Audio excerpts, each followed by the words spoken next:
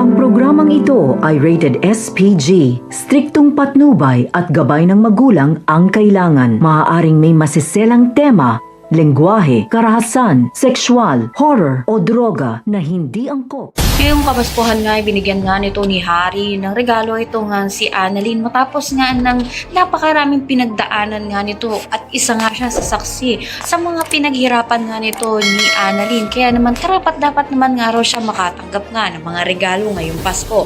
Sa kabilang banda naman nga ay patuloy naman nga na kukunin nga nito ni Giselle ang loob nga nito ni Justine. Susubukan nga niya na makahingi pa rin nga ng tawad matapos nga ang kasalanan ng ginawa nga niya dito. Kaya naman hinarap niya nga ito. Subalit sinungitan nga siya nito ni Justine dahil na nga rin hindi nga niya inaasahan na pupunta nga ito nga si Giselle doon.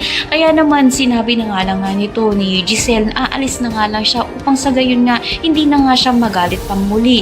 Subalit nang papaalis na nga ito nga si Giselle, nagulat nga ito nga nang sabihin nga nito ni Justine na kakausapin niya nga ito at malaking posibilidad nga na ayusin na nga nila ang gusto sa kanila. Kaya naman pakatutukan nga natin dito kung papatawarin na nga ba ng tuluyan nito ni Justine itong ang kanyang ina na si Giselle. Ang lahat na inabangan natin. Maraming salamat sa inyo.